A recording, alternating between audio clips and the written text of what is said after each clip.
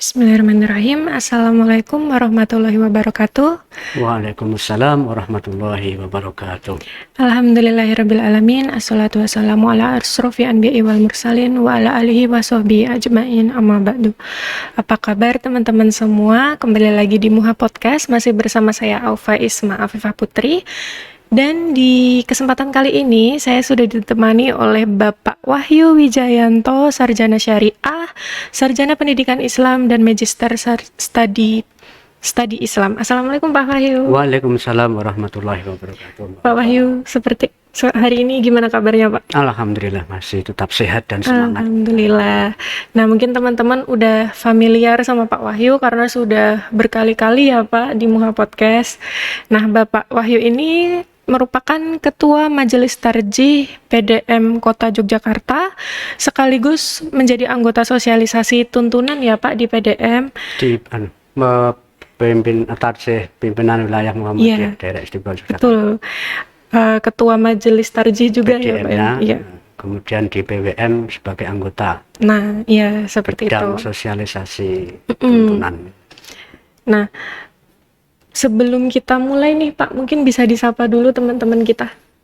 Assalamualaikum warahmatullahi wabarakatuh. Waalaikumsalam. Alhamdulillahirabbil alamin, hamdan katsiran thayyiban mubarakan fih. Asyhadu an la ilaha illallah wa asyhadu anna Muhammadan abduhu wa rasuluh. Amma ba'du.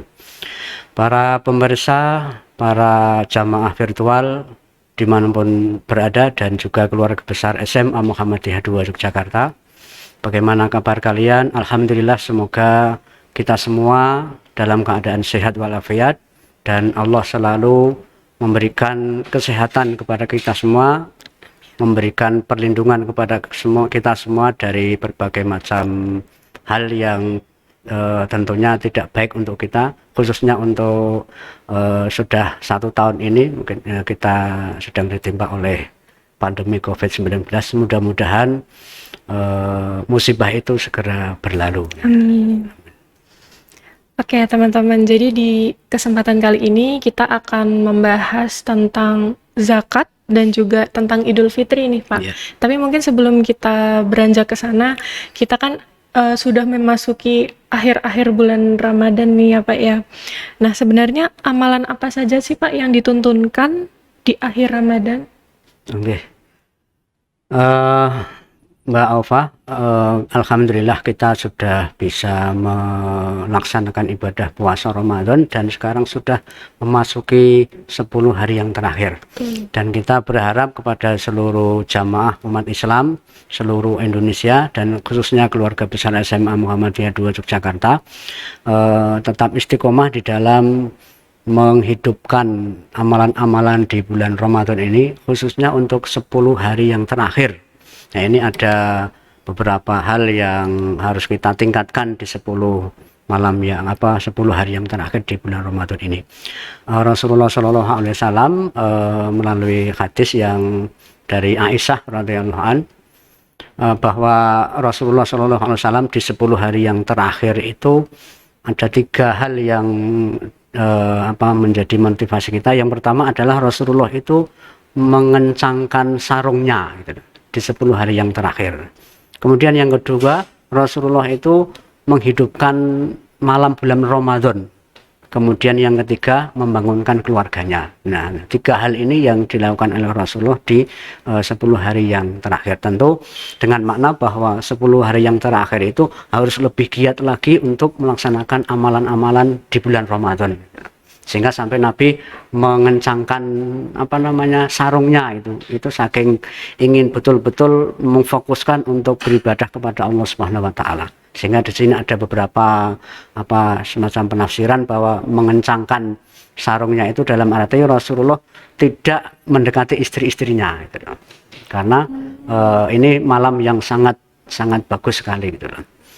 Kemudian ada beberapa yang menafsirkan juga mengencangkan sarungnya itu ada yang menahan secara jasmani, itu menahan diri dari hal-hal yang bersifat mengandung dosa itu dari hawa nafsu dan sebagainya itu lebih ditahan lagi. Kemudian dari segi pandangan itu betul-betul dijaga, jangan sampai melihat hal-hal yang berupa kemaksiatan atau yang dilarang oleh Allah Subhanahu wa taala. Kemudian masalah hati itu juga harus betul-betul dijaga supaya hati ini tidak ternoda oleh biasanya penyakit-penyakit hati ya. Mungkin kalau kita itu umpamanya ada kayak ngerasa nih kayak itu, jadi penyakit yang ada di dalam hati kita yang tidak baik untuk orang lain. Nah, ini betul-betul dijaga dan betul-betul dibersihkan dengan banyak-banyak beristighfar kepada Allah Subhanahu wa taala.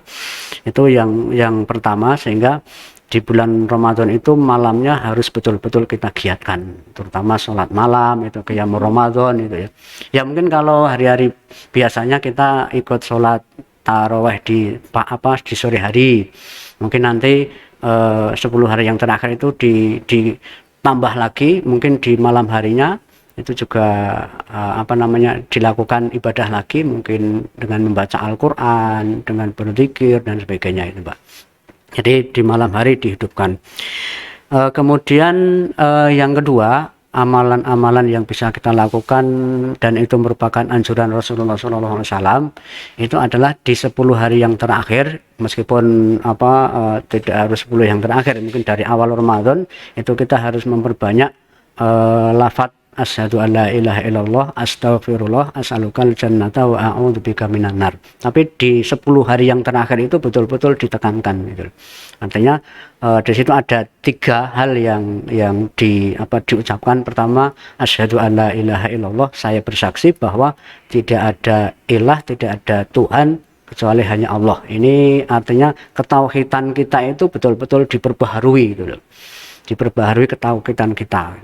Kemudian yang kedua, astaghfirullah, itu artinya saya mohon ampun kepada Allah.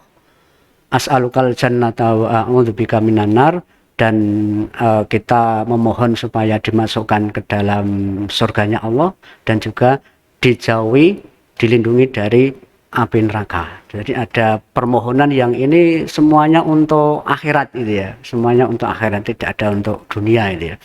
Jadi keyakinan kepada Allah, kemudian minta ampun, kemudian ingin masuk surga dan terbebas dari api neraka.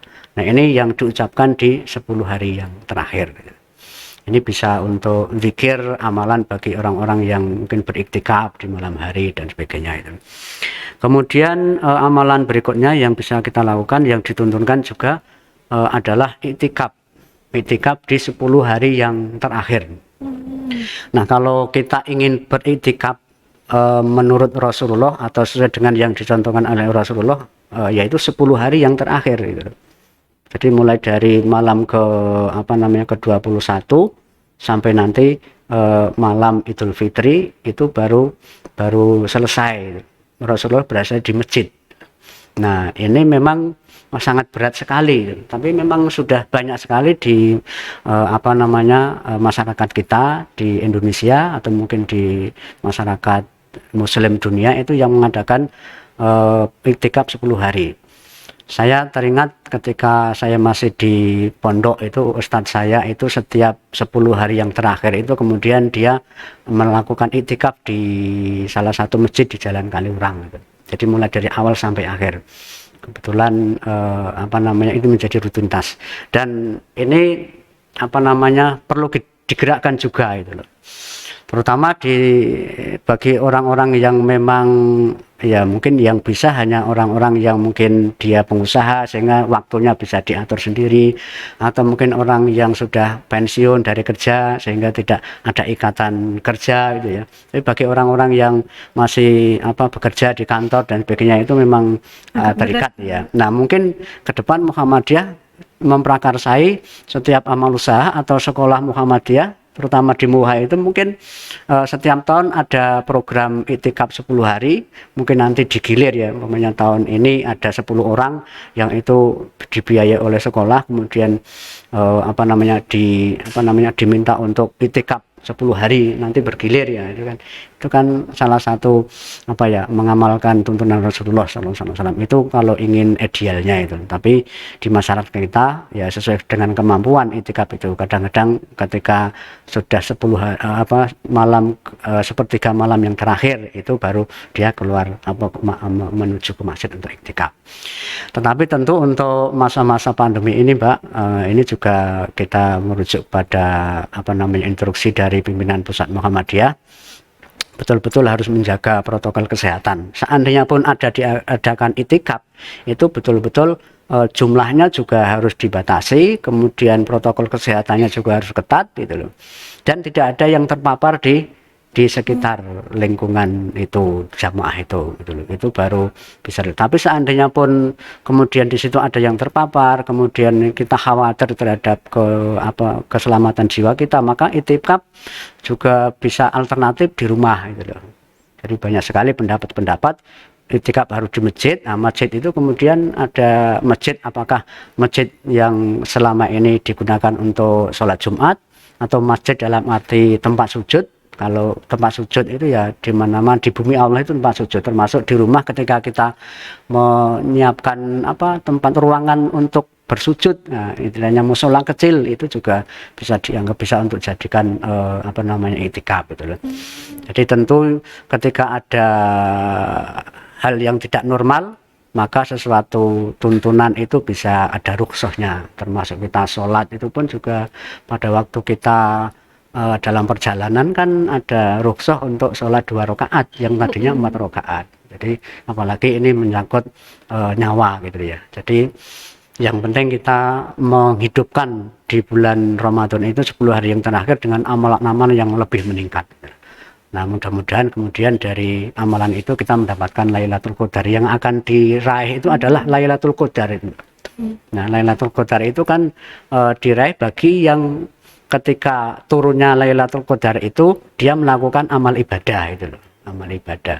Sehingga di sini ya siapapun bisa mendapatkan Lailatul Qadar itu dengan kesungguhan itu. Itu yang kemudian ketiga. Yang keempat adalah yang bisa kita lakukan adalah dengan banyak-banyak berdoa, berzikir dan membaca Al-Qur'an di 10 hari yang terakhir itu dengan lebih intens dan juga mungkin lebih banyak itu loh. Ya mungkin kalau umpamanya zikir tidak harus kemudian ketika di masjid baru zikir. Kita setiap hari sambil jalan, di jalan itu juga bisa zikir Mbak. Ya, umpamanya kita tidak berbicara itu mungkin kita bisa sambil diam di dalam hatinya berzikir itu kan. Jadi zikir itu dimanapun bisa berada itu. Kemudian membaca Al-Qur'an tadarus itu juga harus kita lebih kuatkan gitu. Kemudian yang menjadi amalan di akhir Ramadan yang nanti akan kita lakukan itu adalah menunaikan zakat fitrah. Zakat fitrah itu menjadi satu kewajiban yang fungsinya salah satunya adalah untuk menyempurnakan puasa kita, yang mungkin ada hal yang berkurang pahalanya karena kita melakukan hal-hal yang mungkin kemaksiatan dan sebagainya, tetapi dengan membayar zakat fitrah kemudian disempurnakan gitu loh. Ibarat baju yang berlubang itu zakat fitrah itu untuk menambalnya gitu. Itu zakat fitrah gitu. Nah itu dikeluarkan selama masuk bulan Ramadan. Kalau di dalam hadis Nabi ya dikeluarkan setelah sebelum berangkat ke tanah lapang untuk sholat sholat Idul Fitri gitu, sampai Idul Fitri. Maka ada hadis yang kemudian disampaikan oleh Rasulullah, barang siapa yang menunaikan sebelum sholat Idul Fitri maka zakat itu disebut dengan zakat fitri, tapi kalau dikeluarkan setelah sholat Idul Fitri maka dia disebut dengan sedekah biasa. Jadi memang ada waktunya. Nah, nanti mungkin akan dibahas kaitannya dengan zakat fitrah, dengan amalan-amalan yang bisa dilakukan. Nanti ya teman-teman, tadi sudah dibahas juga sama Pak Wahyu, salah satunya kewajibannya adalah zakat fitrah ya Pak ya. Nah tapi mungkin sebelum kita bahas tentang zakat fitrah, zakat sendiri itu definisinya apa sih Pak sebenarnya? Untuk zakat itu kalau kita merujuk pada secara bahasa itu berasal dari kata zaka. Zaka yang berarti tumbuh, berkembang, bisa juga bersih gitu Pak ya. Kalau Ibnu Taimiyah mengatakan bahwa zakat itu artinya suci, artinya mampu mensucikan. Nah, maka orang yang berzakat itu artinya orang yang rezekinya, harta itu berkembang. Maka kemudian ada kadar tertentu yang menjadi syarat zakat dikeluarkan. Jadi tidak setiap orang yang punya harta itu mengeluarkan zakat gitu. Tapi ada ketentuan-ketentuan yang dijadikan syarat orang itu mengeluarkan zakat atau wajib mengeluarkan zakat gitu. Sehingga orang yang mengeluarkan zakat itu di samping dia karena berlebih, juga dengan mengeluarkan zakat itu maka rezekinya akan tumbuh berkembang gitu. Akan tumbuh berkembang dan rezekinya itu bebas dari mungkin kebangkrutan dan sebagainya itu kan, karena itu menjalankan kewajiban kita kepada Allah Subhanahu wa Ta'ala. Jadi itu kaitannya dengan pengertian zakat secara bahasa, tetapi secara istilah zakat itu adalah sejumlah harta yang harus dikeluarkan oleh orang yang beragama Islam karena menjalankan perintah Allah dan diberikan kepada orang yang berhak. Tuh. Orang yang berhak itu adalah fakir miskin. Kemudian kalau zakat mal itu ada 8 asnaf itu ya, ada 8 asnaf itu yang harus mendapatkan zakat ini. Kemudian zakat itu tentu dibagi menjadi 2 Mbak ya. Dalam pengertian ada zakat mal, ada zakat fitrah gitu. Nah, zakat mal itu berkaitan dengan mengeluarkan sebagian rezeki kita dari harta kita yang kita miliki, yang itu merupakan titipan dari Allah Subhanahu wa Ta'ala, yang kita keluarkan tadi menurut ketentuan-ketentuan yang sudah ada. Nah, kemudian fungsinya adalah untuk membersihkan harta kita. Mungkin harta yang kita usahakan itu ada hal-hal yang mungkin tidak sesuai dengan halal haram, mungkin ada yang haramnya gitu kan.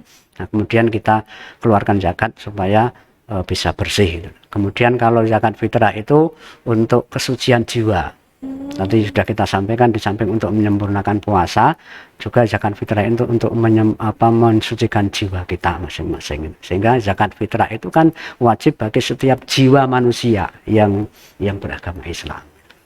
Tentu yang mampu dalam arti bisa memenuhi kebutuhan primer itu ya. Kalau ini Pak, ada nggak sih dasar dari berzakat ini baik secara normatif maupun yuridis sendiri? Kalau dasar secara normatif yuridis artinya dalam hukum positif di negara kita itu kan tentu kita merujuk kepada undang-undang gitu.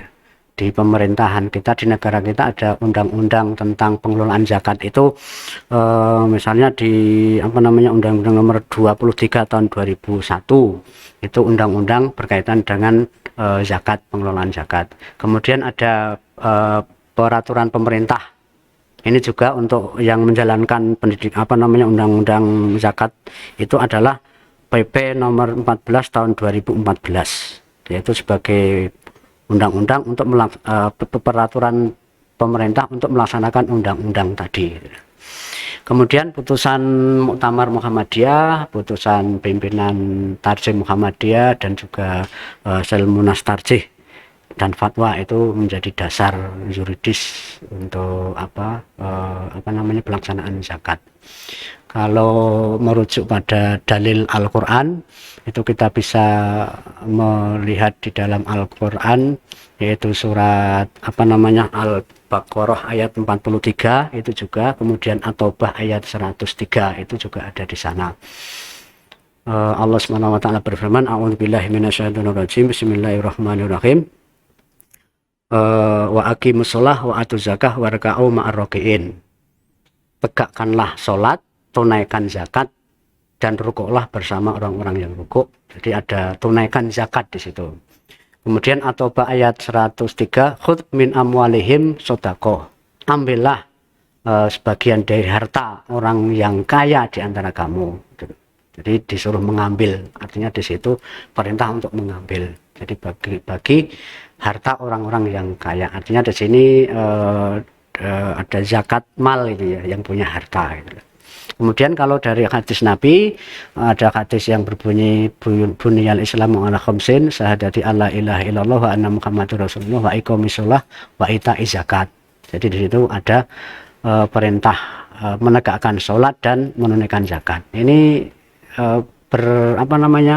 selalu bersamaan, selalu berdampingan antara sholat dan zakat. Sehingga diharapkan ketika orang yang sholatnya sudah bagus, itu juga zakatnya juga bagus. Itu ini Pak, diharapkan, tapi memang belum maksimal untuk yang zakatnya ini Pak ya. Nah, tadi kan Pak Wahyu menjelaskan kalau zakat mal tujuannya untuk membersihkan harta kita ya Pak ya. Nah, hartanya ini kira-kira macam-macamnya apa aja Pak? Mungkin bisa dikasih contoh biar teman-teman ada bayangan. Begini Bang, ini berarti kan kaitannya dengan harta apa saja yang wajib dizakati gitu ya. Betul. Jadi kalau kita merujuk pada ini Mbak, ada putusan Dewan Syariah Lazismu, yang kebetulan Lazismu pimpinan pusat Muhammadiyah itu mengeluarkan panduan penghimpunan dan pentasarufan zakat, infak dan sedekah. Dan ini juga berdasarkan keputusan dari Dewan Syariah. Dewan Syariah itu yang melakukan ijtihad atau membahas tentang zakat ini. Nah, kemudian di dalam keputusan itu bahwa terutama ini zakat mal ya, zakat mal yang harus dikeluarkan atau yang harus dikeluarkan zakatnya itu ada 3 bentuk. Ada 3 bentuk jenis harta. Yang pertama adalah harta dari hasil usaha atau kerja. Umumnya kita sebagai guru, kita sebagai karyawan di suatu perusahaan, atau kita bekerja di pemerintahan gitu ya, atau kita punya usaha gitu, hasil kerja, hasil usaha itu nanti akan diwajibkan untuk dikeluarkan zakatnya. Kemudian yang kedua itu hasil pengelolaan sumber daya alam ya, terutama kaitannya dengan alam, umpamanya ada pertanian, perkebunan, perhutanan, kemudian kelautan, kemudian tambang dan sebagainya. Itu kan yang berkaitan dengan sumber daya alam. Itu kalau dikelola maka dia harus dikeluarkan zakatnya. Kemudian yang ketiga adalah tabungan. Nah, tabungan. Nah, untuk rinciannya hasil kerja usaha itu diantaranya adalah bisa berupa aspek perdagangan gitu ya, perdagangan, peternakan, sewa menyewa, profesi. Nah, profesi dulu profesi ini belum tersentuh. Nah, kemudian Muhammadiyah melakukan pembahasan kaitannya dengan profesi, karena profesi ini mungkin penghasilannya lebih besar daripada pertanian namanya, daripada yang sudah dinaskan itu ya. Kemudian ada pengembangan, sehingga profesi ini kalau kemudian dia mempunyai harta setara dengan 85 gram emas dalam 1 tahun pendapatannya, maka dia wajib mengeluarkan zakat 2,5%. Ya, ini profesi gitu ya. Kemudian ada investasi, kemudian ada asuransi, kemudian ada dana pensiun. Nah, dana pensiun ini kalau pensiunnya banyak setahun itu, setelah kemudian dia keluarkan kebutuhan sehari-hari gitu ya, kemudian mencapai 85 gram emas atau kurang lebih kalau diuangkan ya sekitar 50 juta kurang gitu ya, tergantung harga emasnya Pak ya. Fluktuatif juga ini, ada 500, ada yang 600, 700 tergantung emasnya. Tapi minimal kita ambil rata-rata umpamanya 500 harga emasnya ya sekitar kurang lebih 50 juta kurang. Ini dalam 1 tahun. Kemudian nanti ada nisab, ada haulnya, dan memenuhi syarat maka dikeluarkan 2,5%. Nah, ini masyarakat kita yang zakat mal ini belum, rata-rata belum ya. Mungkin meskipun sudah ada kesadaran, tapi yang sudah itu kan zakat fitrah, karena itu berkaitan dengan puasa dan kita mengeluarkan beras. Tapi zakat mal ini yang belum maksimal di masyarakat kita. Kemudian perusahaan-perusahaan itu juga kalau yang profit itu kan memang harus dikeluarkan zakatnya. Kemudian hasil pengelolaan sumber daya alam itu bisa pertanian, bisa perkebunan, perikanan, pertambangan, kemudian kelautan dan harta karun. Harta karun itu harta temuan itu ya. Jadi dia tidak usah apa-apa, kemudian dia mungkin di tempat sawahnya itu digali, kemudian dia menemukan guji atau apa yang harganya mungkin ratusan juta. Nah, ini barang temuan, ini harus dikeluarkan zakatnya gitu.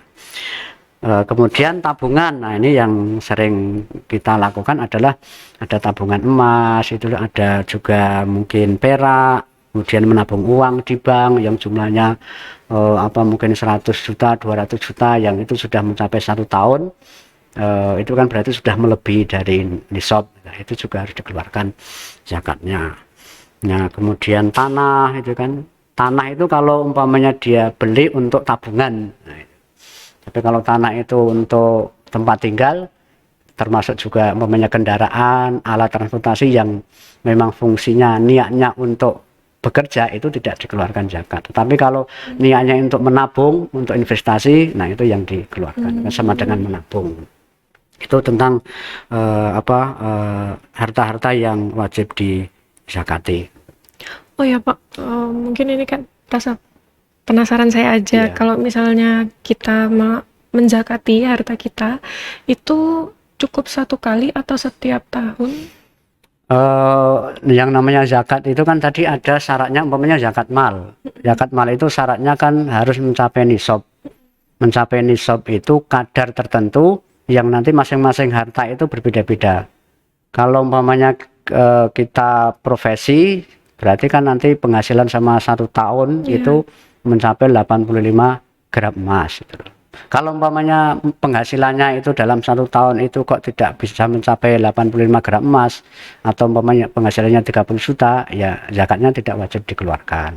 Mungkin nanti dengan infak, dengan sedekah itu juga bisa. Kalau pertanian mungkin dikeluarkan ketika panen ya, ketika panen ini. Jadi masing-masing harta memang berbeda-beda, tetapi harus memenuhi nisabnya. Kemudian yang kedua, harus berjalan selama 1 tahun.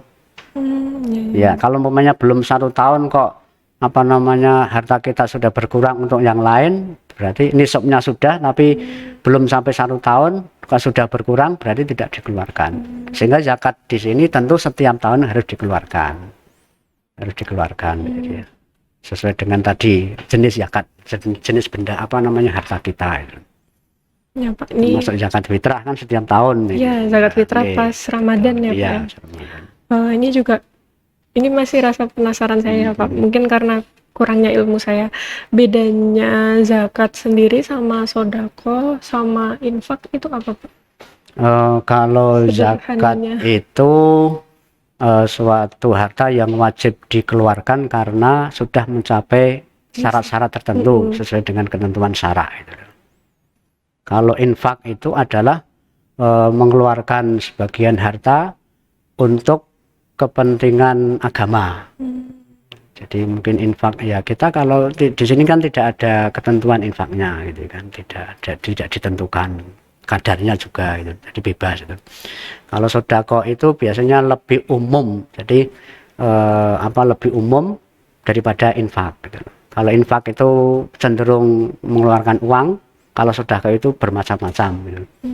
Kita sedekah ya makanan bisa, sedekah waktu bisa, dengan uang bisa, dengan barang bisa, dengan ilmu bisa, dan sebagainya itu.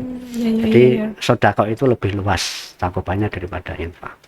Iya, paham Pak. Sehingga dalam bulan Ramadan itu ya semuanya bisa melakukan. Kalau yang dia belum kewajiban zakat, ya kemudian dia bisa dengan cara infak, sedekah. Terutama di Muha kemarin kita luncurkan ada SMS ya toh, sedekah sehari 1000. Nah itu kan bukan jumlahnya, tetapi pembiasaan kita untuk mengeluarkan sedekah infak setiap hari itu harus dibiasakan gitu. Meskipun hanya 1000 kan gitu. Tapi kalau kebiasaan itu sudah berlangsung dan menjadi budaya, itu kan nanti masalah jumlah itu kan nanti kemudian mengikuti. Awalnya mungkin uang sedikit itu mungkin kalau kita tidak berharga ya, tapi kalau dikumpulkan sehari lama-lama kan nanti banyak gitu.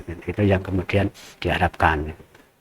Nah, itu ya teman-teman. Jadi kalau zakat itu sifatnya wajib ya Pak ya. Kalau sodako, kalau infak itu lebih ke berhubungan sama dunia keagamaan seperti membangun masjid seperti itu ya Pak. Ya sebenarnya pentasarufannya termasuk zakat juga bisa gitu. Artinya kalau zakat itu bersifat wajib, kalau infak sodako itu tidak wajib. Tidak wajib. Tidak wajib itu. Nah Pak, kalau misalnya kita dalam dunia, terutama di Ramadan nih Pak, kita sering mendengar istilah muzaki dan mustahik ya kalau tidak salah. Nah itu bisa dijelaskan Pak? Sebenarnya itu kan berasal dari bahasa Arab, itu berasal dari kata zaka itu ya. Kalau muzaki itu adalah orang yang mengeluarkan zakat, orang yang punya kewajiban mengeluarkan zakat, itu namanya muzaki. Nah tadi kalau orang yang punya kewajiban mengeluarkan zakat itu kan dia orang yang mampu, mempunyai harta setara dengan 85 gram emas dalam 1 tahun, maka dia wajib mengeluarkan zakat. Itu muzaki namanya Mbak. Kalau mustahik itu adalah orang yang berhak menerima zakat. Jadi orang yang berhak menerima zakat itu mustahik namanya ya. Itu pengertian yang berasal dari bahasa Arab yang. Nah Pak, kalau tadi kan yang muzaki orang yang memberikan zakat tadi udah dibahas sama Pak Wahyu kayak syarat-syaratnya dan lain sebagainya. Nah kalau yang mustahik sendiri sebagai penerima itu ada ketentuannya nggak Pak? Untuk yang mustahik atau penerima zakat itu kan kalau di Muhammadiyah itu Mbak ya, itu memang ada dua golongan, dalam arti yang menerima zakat mal itu ada sendiri, yang menerima zakat fitrah itu ada sendiri. Kalau mustahik zakat mal itu ada 8 asnaf gitu ya. Di dalam surat Taubah ayat 60 itu kan di sana disebutkan bahwa golongan yang mendapatkan zakat mal itu yang pertama adalah fakir. Kemudian yang kedua itu miskin,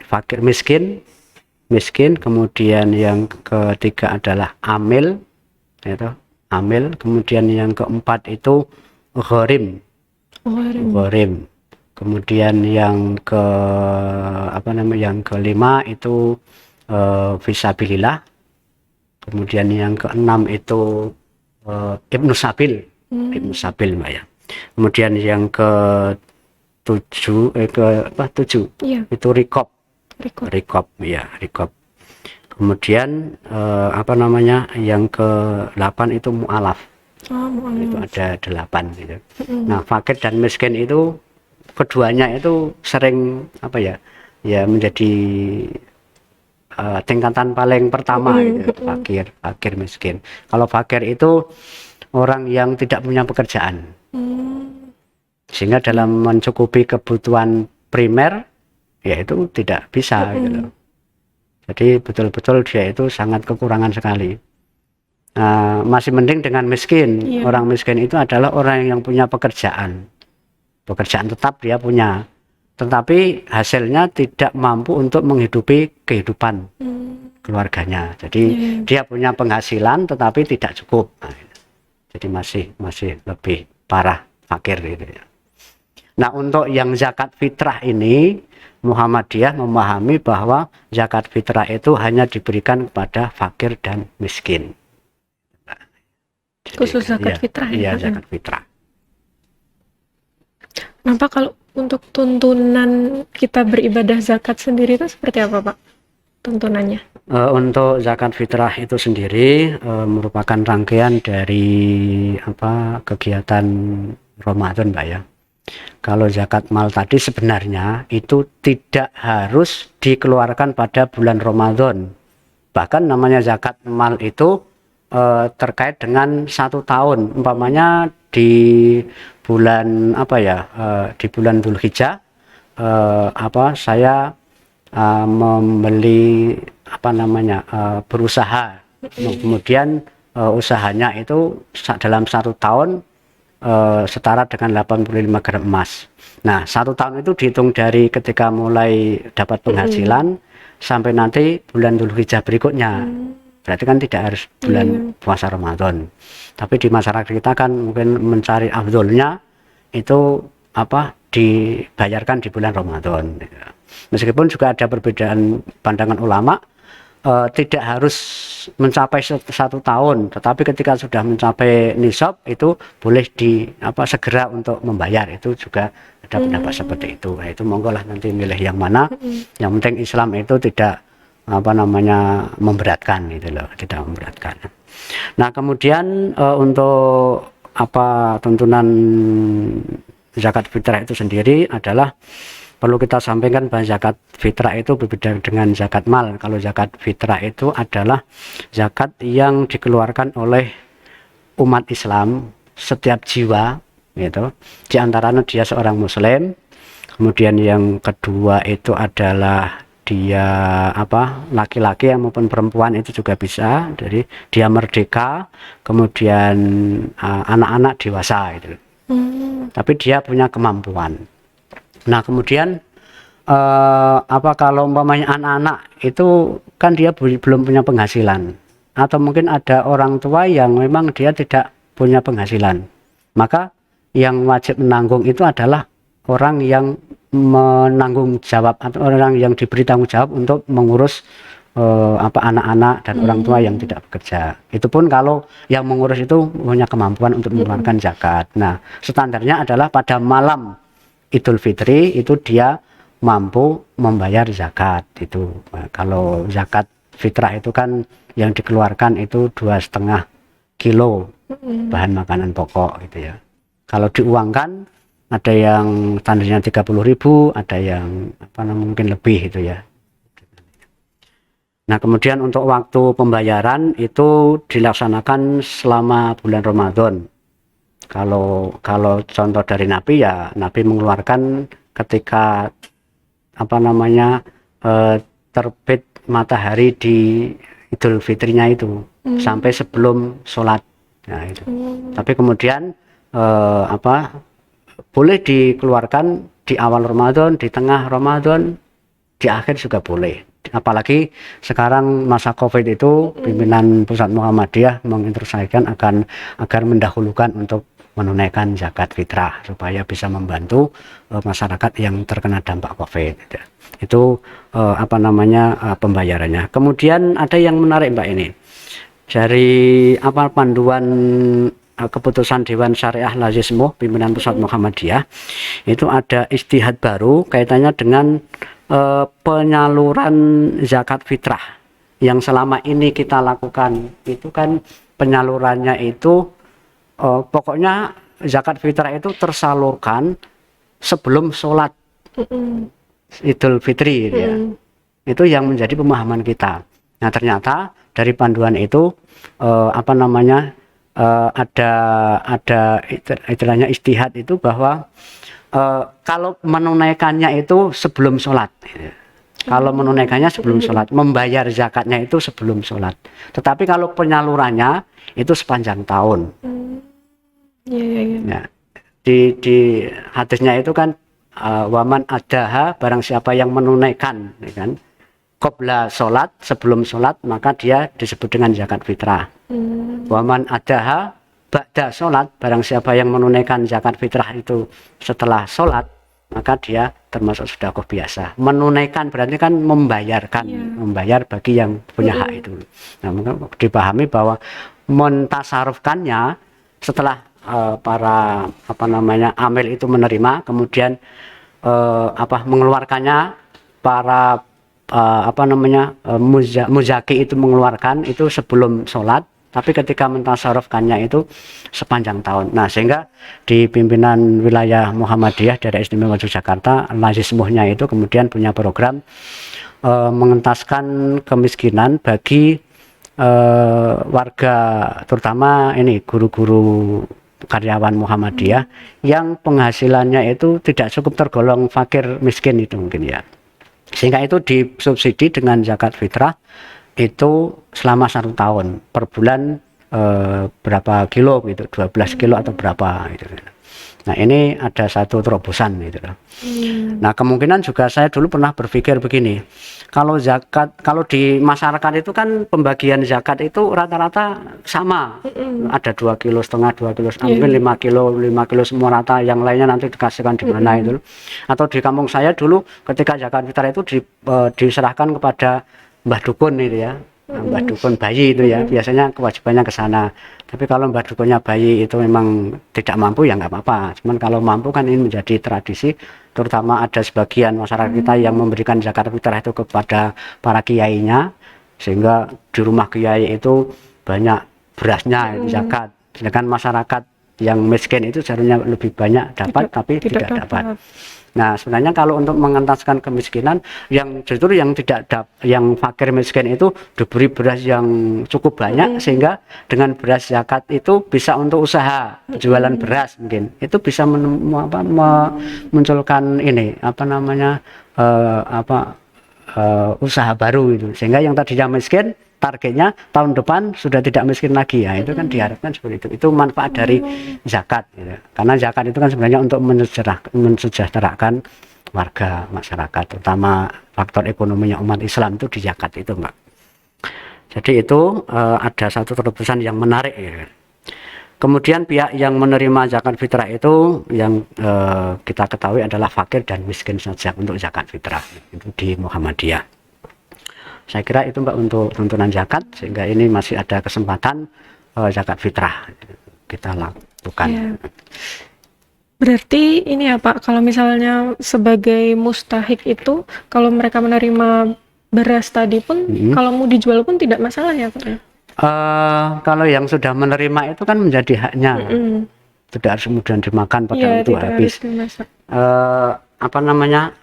Tujuan dari zakat fitrah itu kan sebenarnya ketika hari hanya itu tidak ada lagi yang meminta-minta gitu, kata Nabi kan seperti itu, maka berilah zakat supaya semuanya bergembira gitu. Itu kan apa namanya tujuannya. Nah kalau kemudian zakat itu dikembangkan tujuannya supaya bergembira, tidak meminta-minta sepanjang tahun, berarti kan perlu ada inovasi-inovasi baru. Nah yang terakhir nih Pak, tentang sholat Idul Fitri di masa pandemi ini, kalau tuntunannya sendiri seperti apa Pak? Untuk tuntunan dari Idul Fitri tentu ini sudah biasa kita lakukan.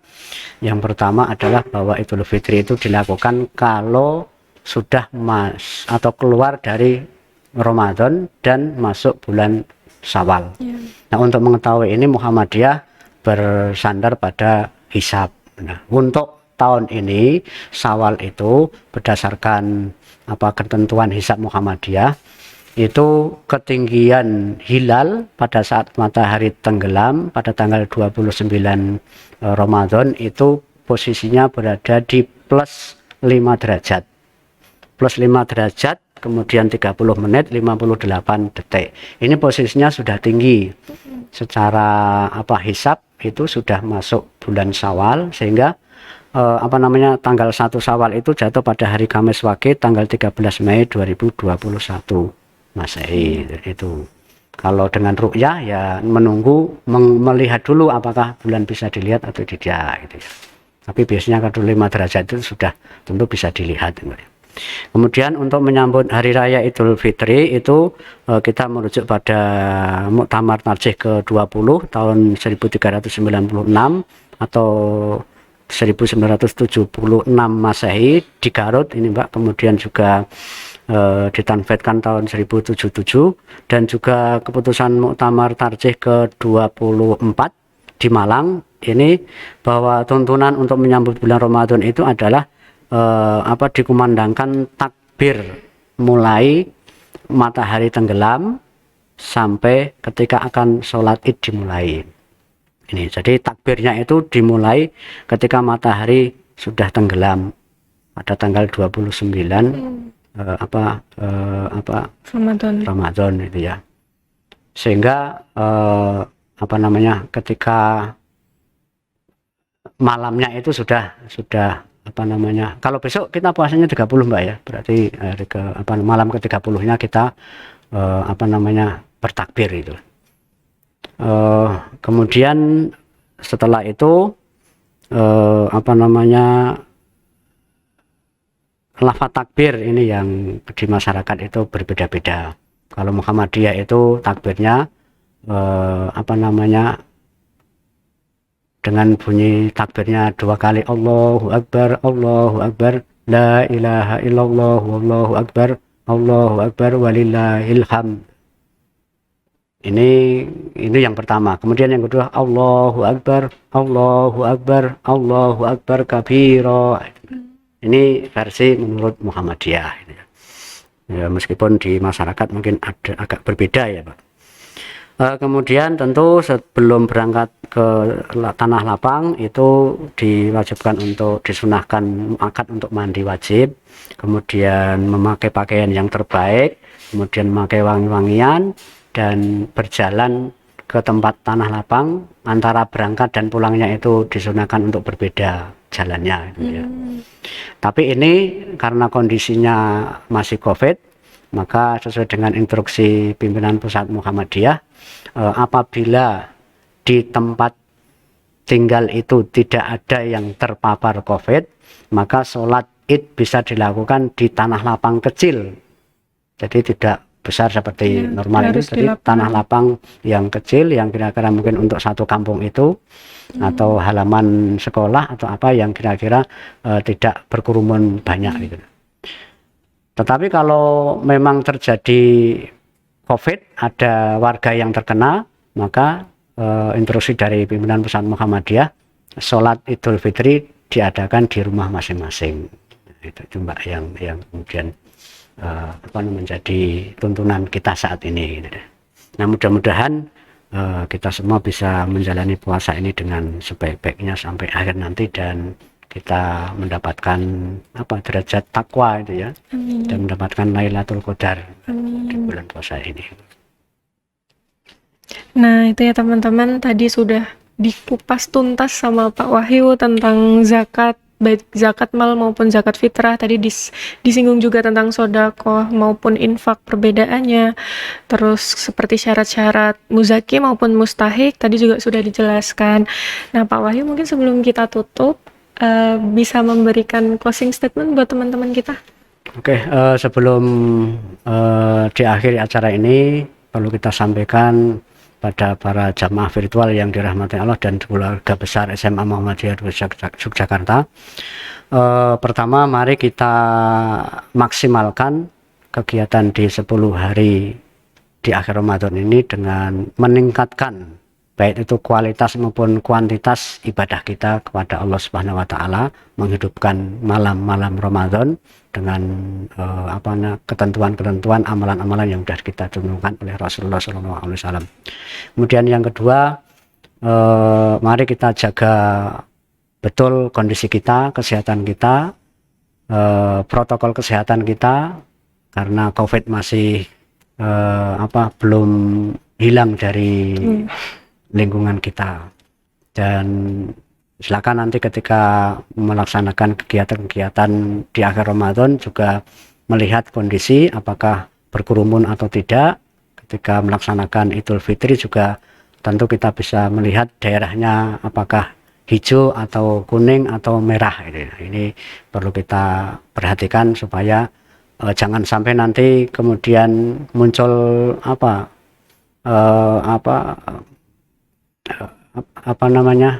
muncul klaster baru gitu loh, karena Idul Fitri, karena tarawih dan sebagainya, sholat Id dan sebagainya. Nah, kita harus menjadi pelopor paling nggak seperti itu. Demikian.